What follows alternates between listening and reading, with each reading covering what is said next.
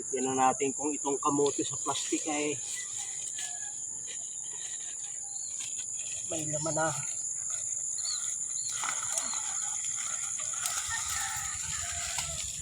Ganito kaliit yung plastic na pinagtaniman, no?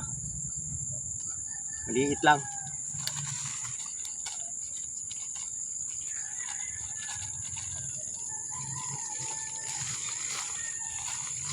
At ang laman ay mga 1/4 kilo, maigi kaysa wala.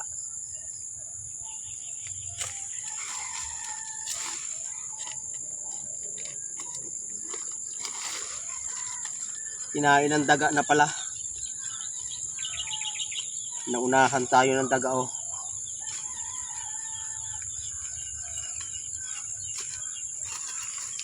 Sayang, dapat nakuha agad.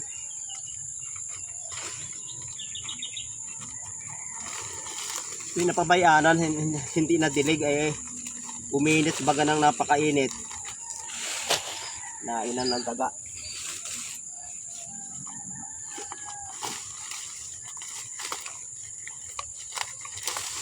Oh, kain ng daga.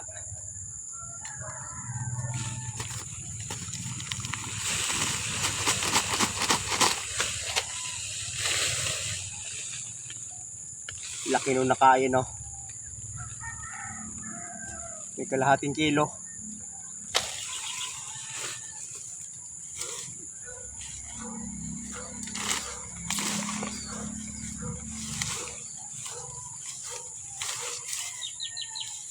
Sayang, oh, kain ng daga.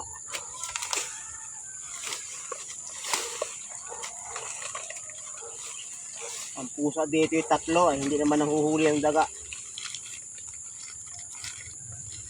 Sayang, ubos ng daga, oh.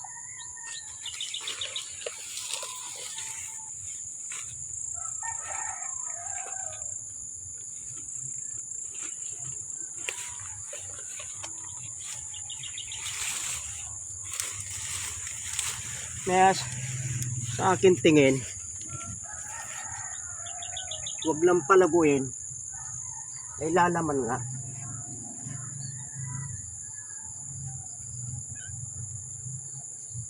Huwag lang palaguin, talagang puputulan ng tatanggalan ng mga dahon para hindi makuha ng daga. Pag masyadong lago kasi, kaunti ang laman, saka nakukuha ng daga.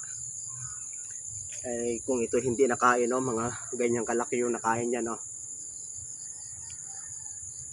Ito yung kamuti na lumalaki ang laman, na kahit manipis yung gayat at tutuhugin ng stick, hindi nabibiak.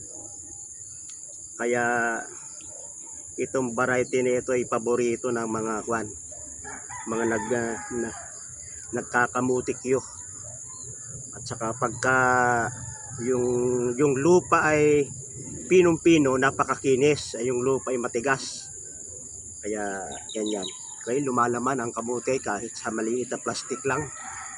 At ako'y mayroong ilang tanim diyan na talagang nasa mga plastic na at control na yung haba. Hindi ko na pinahaba.